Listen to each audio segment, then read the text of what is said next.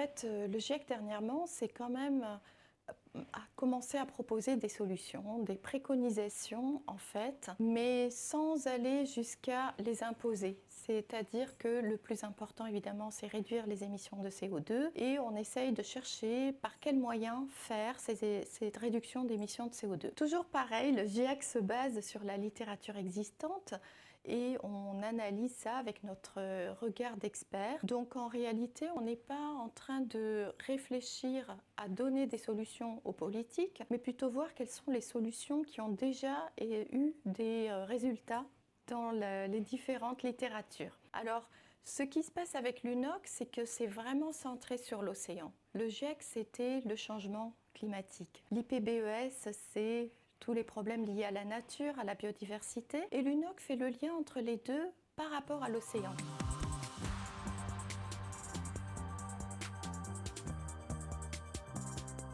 Alors c'est un petit peu compliqué parce que le net zéro, c'est en fait avoir des dépenses de CO2 et d'un autre côté les compenser. Alors comment les compenser? Tout simplement en réduisant les émissions de CO2. Donc aller vers les énergies renouvelables, le maximum. Donc ça c'est pour ça l'objectif de 2030 est plus facile à atteindre évidemment. Mais par contre en 2050 le net zéro est plus compliqué, surtout qu'on doit s'appuyer sur le marché carbone pour compenser ces émissions de CO2. Et ce marché carbone n'est pas encore prêt. En réalité, on a évidemment le marché européen des ETS qui existe et qui est gouvernemental et qui, lui, est établi. Par contre, le marché carbone, il y en a plusieurs, des marchés carbone volontaires, eux ne sont pas encore établis. Donc, en réalité, il faut vraiment une régulation qui soit très claire là-dessus pour éviter justement du greenwashing.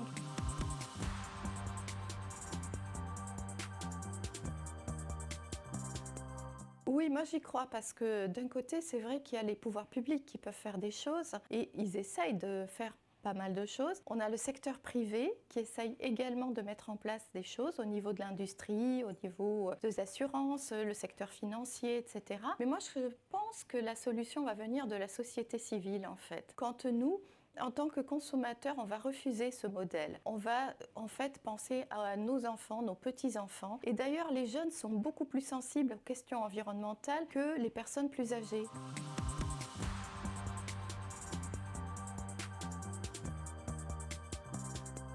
En tout cas, on peut pas y échapper. Le changement climatique est là, il y a des catastrophes naturelles, donc les chaînes d'approvisionnement de certaines entreprises vont être impactées. Leurs ressources, les ressources naturelles vont être impactées également. Donc on ne peut pas fermer les yeux et se dire que ça va continuer comme ça. Mais au contraire, le secteur privé doit regarder ça comme quelque chose de positif parce qu'ils vont avoir de nouvelles perspectives, de nouvelles innovations, des choses à mettre en place pour intégrer l'écologie et intégrer le changement climatique dans leur modèle de développement en réalité.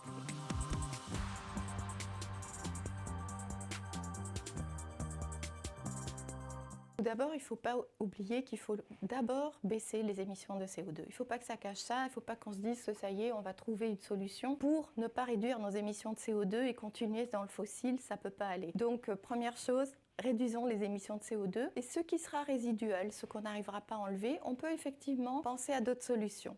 Il y a deux possibilités, soit la nature, et à ce moment-là, on protège les écosystèmes comme les forêts, mais au niveau de l'océan, ce sont tous les écosystèmes de carbone bleu, comme les mangroves, les marais salants, les herbiers marins. En Méditerranée, c'est la Posidonie. Et puis, on a les solutions technologiques. Ces solutions technologiques portent des espoirs, évidemment. On est en train d'en proposer certaines, mais injecter le CO2, par exemple, dans le sous-sol marin, ok, ça semble très prometteur comme ça sur le papier, mais en réalité s'il y a un tremblement de terre, si les strates géologiques se mettent à bouger, qu'est-ce qu'on sait de ce CO2, où il va passer? Est-ce qu'il ne va pas remonter? Si on fait du géo-engineering et qu'on met du fer dans l'océan, c'est pareil, qu'est-ce qui va se passer avec les écosystèmes marins? Est-ce qu'ils vont bien réagir? On ne sait pas du tout. Donc il y a beaucoup de solutions qui comprennent beaucoup de risques, c'est très coûteux et on ne sait pas encore les effets néfastes en fait de ces solutions.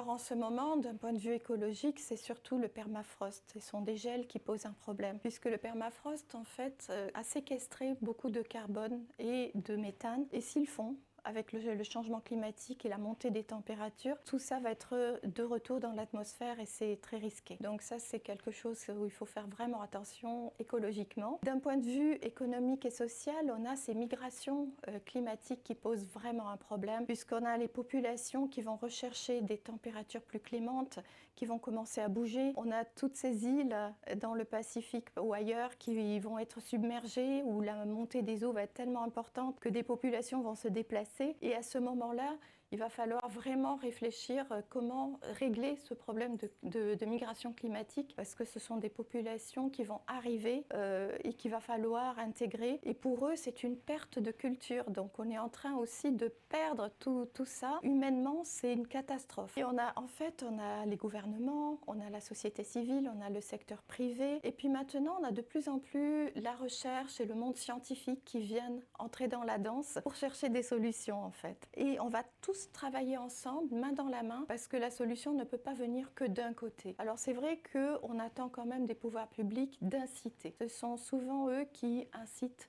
les choses, mais comme je disais tout à l'heure, la société civile a son mot à dire également. Si nous refusons certaines choses, d'abord tout, on ne va pas élire les mêmes personnes et en plus on ne va pas consommer la même chose. Donc on peut impacter autant le secteur public que le secteur privé en tant que société civile. Et donc le monde de la recherche voit tout ça et apporte aussi des solutions avec des innovations qui n'existaient pas auparavant. Et c'est pour ça c'est intéressant d'avoir tous les acteurs en même temps. Si on arrive à avoir un accord de Nice comme on a eu l'accord de Paris ou l'accord de Kunming-Montréal, à ce moment-là, je crois que ce serait vraiment une réussite.